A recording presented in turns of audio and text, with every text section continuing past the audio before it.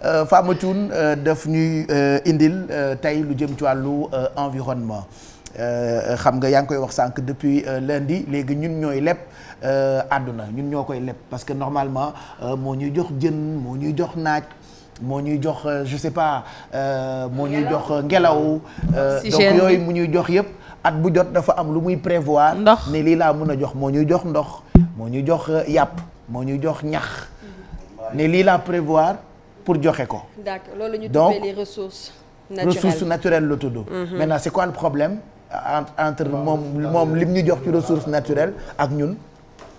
Alors il y a ce qu'on appelle l'empreinte écologique. L'empreinte écologique mooy dafay jumtukaay la boo xam ne dañ koy jëfandikoo pour xam ñun fan nañu toll ci ressource naturelle bi nga xamante ni moom la ñuy utiliser. Est-ce que ñun koy utiliser est-ce que jeexal nañ ko est-ce que jeexalaguñ ko est-ce que affaire bi mu ngi régénérer wu comme il se le doit. Alors apparemment recherche yi nga xamante ni ñi tudd Global Footprint Network def nañ ko muy benn société boo xamante ni c'est une société canadienne ñoo créé recherche boobu ñoom ñoo créé li nga xam ne moom empreinte écologique pour di xool est-ce que ñun ñu ngi yàq jumtukaay naturel yi nga xamante ni moom la ñu yàlla jox ou pas. Alors semaine bii passée la ñu agsi ci date bi nga xamante ni moom mooy jour du dépassement maanaam ressources naturelles yi nga xamante ni amoon nañ ko ñun jeexal nañ ko tàq. dafa amoon réserve bu des nag réserve boobu ci la ñu nekk di puiser donc ça veut dire que réserve boobu bu jeexee ñun dootu ñu amati ressource naturelle à moins que ñun ñu fabriquer suñu bopp ressource naturelle bi maanaam ci gàttal on va vivre au jour le jour. Ressources naturelles yooyu yàq ko arrangé wuñu parce que comme ni ko Pape Cheikh waxee comme lu ci mel ni gaz à effet de serre kii bi moo koy absorbé de telle sorte que ñun duñu sonal di par exemple fleurs yi di ñu jox li nga xamante ni. léegi ban problème la nit ñi am ak moom ressources yooyu noonu. dañ koo jeexal ba mu jeex. dafa jeex léegi ñun ñoo ko ameel. dañ ko épuisé. dañ ko dilapidé c'est le mot on l'a dilapidé. te dafa am ñaar dafa am c'est renouvelable am c'est non renouvelable. d'accord micro bi émission démb dama koo fàtte. stock bi jeex na li nga xamante ni moom lañ desoon as tuut moom la ñu nekk di yàq nii te commencé woon nañ def étude depuis les années 1960 te lañ commencé woon wax ni que nit ñi ñu ngi commencé di yàq li nga xamante ni moom mooy jumtukaay yooyu 1960 defaat nañ étude bi li nga xamante ni mooy 1987 pour di gën a insister ci nit ñi nañu bàyyi nañu gën a sàmmaat environnement bi nañu bàyyi yàq gi nga xamante ni moom la ñu nekkee actuellement ba ci 2016 ñu yegg si nag ci li nga xamante ni moom mooy le 8 août bii passé dépassé nañ jour de dépassement egsi na mënatuñu utiliser yegsi nañ ci dépassement bi maanaam les ressources naturelles yi nga xamante ni yàlla moom la ñu baaxee woon ñun utiliser nañ ko ba mu jeex quasiment. Donc léegi ce qui reste à faire mooy nañu def en sorte que ressources yooyu ñu mën ko liggéeyaat le plus rapidement possible maanaam sàmm suñu environnement maanaam jox ko soins yi nga xamante ni moom la soxla essayer nu ñuy def de telle sorte que lépp luy xeetu gaz carbonique lépp luy pollution bi ñu wàññi ko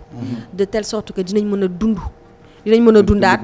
yeneen dund yi parce que lii bu ñu ko xesee ba épuisé li ci toppaat xam nañ ko. Mais avant boobu sax Pape Cheikh quand on parle d'environnement on sait que la mère nature elle prend toujours le devant.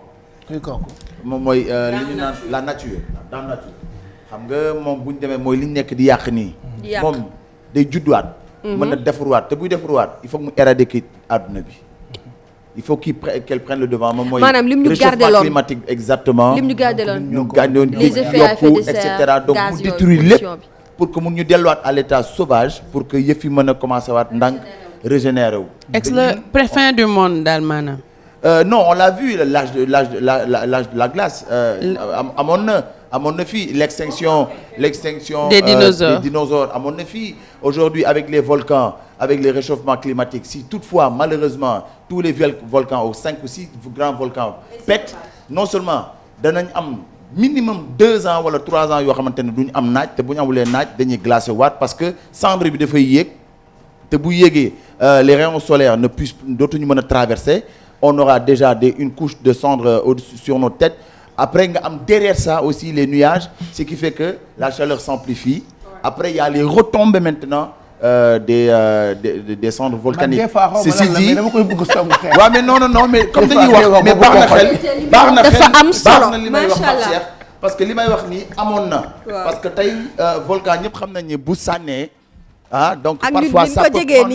peut prendre des années rayons solaires du ñu dugg rayons solaires du ñu mën a pénétrer ñun am nañu lu ñu lekk mais si c'est vrai parce que boo koy xool fi mu toll nii volcan yi ngi commencé yeewu volcan yi ngi commencé yeewu ndànk mais faut pas être extrémiste parce que pas extrémiste mais tu sais en matière d'environnement ñoom ñaar dañuy xóotal mais comme li ma fa am expliqué tey suba avant émission bi di commencer c'est-à-dire c'est un phénomène boo xamante ni mosoon na am après suñu borom dimbaliwaat nature bi ba mu mën jëlaat yow ñëwaat léegi nag bi muy régénérer waat dafa am loo xamante ni moom la am par exemple juróomi jën la am pour jox ko àdduna ñu mën a lekk léegi nag juróomi jën yooyu noonu ñu jeexal nañu ko donc lu ñu jëlaat ci ay jën ci géej gi rek mooy surconsommation dafa dañuy jël ci moom loo xam ne nii peut-être sax mënu ko def voilà donc loolu moo tax ñu ne dafa nekk ak crédit là je pense que li ñu mën def rek mooy protéger nature bi respecter la nature éviter utiliser ay Sénégal amuñu culture boobu non boo koy def dañ lay reetaan c'est comme si ay chinois la ñuy làkk mais bu ñu protéger wu environnement bi li naan ci ñag bi la jëm xanaa xamoo li gën a ndaw rek dama lay jox benn exemple taas yi ñuy naan café parfois man bu ma koy jël li ko denc sama sac pour bu ma eggee def ko ci mbalit bi ñu war ko mën recycler dañ may reetaan naan xool ko muy tubaab lu alors que taas bi boo ko sàndee ci suuf si day yàq suuf bi boo bayee bay bi du sax donc taas bi il faut nga jël ko denc ko sa kër actuellement en Europe oto yi ñuy jël voiture électrique la ñuy gën a jël ball sa kaw ay voiture électrique boo leen wàññiwul seen tàngaw yeeg usines yeeg yooyu noonu su dëkk bi gën a non il faut ñu xool nu ñu protéger parce que déjà en Europe boo dee xool voiture électrique la ñu gën a développer actuellement saxaar sos ñu génn seen ginnaaw ak yooyu waaw parce que énergie fossile la ñuy utiliser ay pétrole ak boobu fossile waaw mooy énergie fossile pétrole day jeex pétrole day du renouvelé wu moom non renouvelable la boobu en tout cas ñun foog ñu aider nature bi te géej gi bu ñuy napp tam foog ñu xool jën yoo xam ne màgg nañ ba pare ñu soog leen napp au lieu ñuy napp yu ndaw yi yeneen yi dee en fait am na affaire yu ndaw yu bëri yoo xamante ne ñun ñoo ko war a def au jour le jour pour aider la nature à pouvoir nous donner plus de ressources naturelles que ce soit li ñuy lekk ci géej gi li ñuy lekk ci côté xar yeeg nag yi li ñuy lekk ci fruits yeeg légumes yi voilà en tout cas au fur et à mesure que ñuy épuiser li nga xamante ne moom mooy ressources yooyu par la force dinañ changer comportement yi su fekkee dañoo bëgg continuer waat di dund donc introspection il faut que mu am ci ñi nga xamante ne ñun ñooy yàq environnement bi il faut que ñu jugaat ci suñu bopp comme ça li nga xamante ne ñun yàq nañ ko ba pare amul problème léegi nañu essayer waat seet naka la ñuy régénérer waat affaire yi ñoo mujj ñëw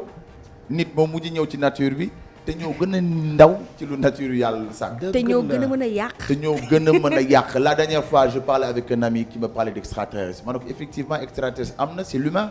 c'est l'humain qui a quitté là-bas et qui est venu sur terre yàq malheureusement donc ma ne ko ñu ñooy extraterrestres yi parce qu'on n'arrive pas à comprendre maintenant alhamdulillah avec ñi nga xamante ne mooy rubricaires yi nga xamante ne moom la ñuy def tey di dem di wax ci environnement yi c'est très très bien parce que aujourd'hui quand on parle de science l'Africain ne veut pas donner son opinion là-dessus parce que tout simplement on se dit la science est réservée aux blancs ou bien à la race blanche ou bien l'intelligence à un certain niveau boo ci waxee yow africain yi bon ah mais lui non si il est temps que les Africains commencent à donner leur avis sur la science que ça soit dans tous les domaines ñu commence ci waxee ñun ñëpp ñu koy waxee comme ni ñu mënee wax ci musique ñu mën ci wax aussi ci science di seetaan les émissions di gëstu di xam ça nous permet déjà nous d'anticiper même si on va pas à l'école pour def yenn études yi mais qu'on puisse avoir une notion déjà gis ngeen on anticipe bi li mu wax Bijou léegi li mu wax nii ñu bëri jànguñu ko télé bi mais Bijou lu mu wax nii tey mais c'est de la science parce que coppe bi muy wax plastique la c'est pas biodégradable li mu la wax noonu tey xëy na ñu bëri naan mais mbuus rek dañ ko sànni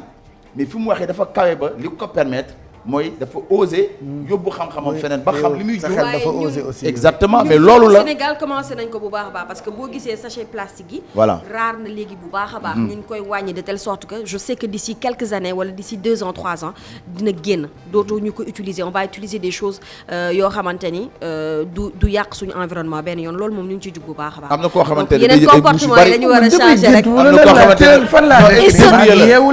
am na benn waaj yoo xamante ne foog nga def ko benn clin d'œil muy defe naa Moussa moom mooy kii def Sénégal propre te muy def mbuusi noonu non kooku mention spéciale parce que day takk ay mbuusam yore pousse-poussam di sensibiliser foire internationale à travers les rues de Dakar je m'appelle defe naa Doudou la tudd xaw ma Daouda daal ah Modou Fall voilà Modou Fall la tudd kooku mérite la mais tey ñu bëri bu rombee seen quartier xale dañ koy jàppee xale dañ koy jàppee gaynde parce que dañu koy ree xale dañ koy ree non mais boo leen gisatee xale yi laay wax xale yi seetaan boo leen gisatee seen tonton boobu romb recadré waat